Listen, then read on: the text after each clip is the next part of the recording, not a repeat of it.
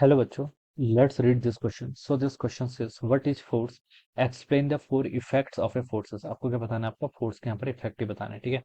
तो देखिए बच्चों, इस क्वेश्चन का की कॉन्सेप्ट आप क्या लिख सकते हैं? The key concept of this question is our force. क्या लिख लीजिए आप? फोर्स लिख लीजिए, ठीक है।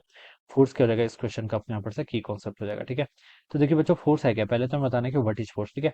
तो हम बता सकते हैं, देखिए फोर्स एक इस टाइप का आपका इंटरेक्शन है या फिर क्या है, एक एक्सटर्नल एफर्ट है, जिसके कारण देखिए कोई ऑब्जेक्ट क्या करता है, किसी ऑब्जेक्ट की स्टेट ऑफ मोशन क्या हो जाती है, आपकी चेंज हो जाती है, ठीक है।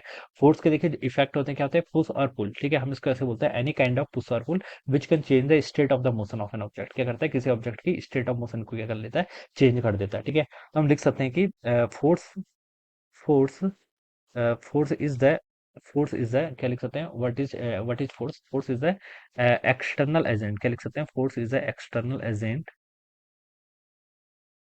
और एफर्ट, ठीक है, which can external agent force is as uh, which can change the which can change the state of motion of an object, which can change the state of motion of an object. जो क्या करता है? किसी object की state of motion को ये कर सकता है, आपका चेंज कर सकता है, ठीक है। स्टेट ऑफ मोशन में आपका रेस्ट भी आ जाएगा और मोशन, दोनों ही कैटेगरी आ जाते हैं, ठीक है।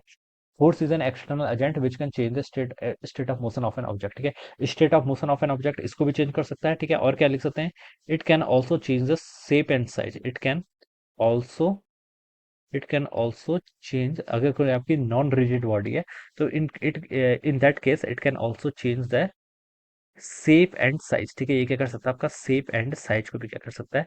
Shape and size of the object, ठीक है। ऑफ द ऑब्जेक्ट या फिर बॉडी लिख लीजिए, ठीक है।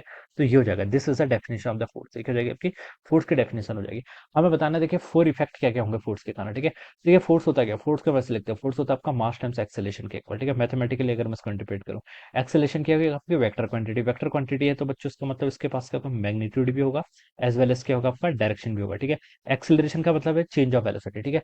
तो बच्चों आपकी क्या कर सकता है? चेंज ऑफ वेलोसिटी, वेलोसिटी के फिर दो पार्ट आ जाएंगे, क्या? Direction as well as magnitude, ठीक है। और वेलोसिटी को मैग्नीट्यूड क्या बोलते हैं? स्पीड, ठीक है। तो हम बोल सकते हैं कि फोर्स के कारण it can change the speed. Force क्या कर सकता है?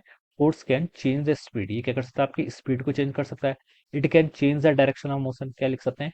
Force can change the direction of motion. Force can change the direction of motion. ये क्या कर सकता है? स्पीड को चेंज कर सकता है आपका, ठीक है।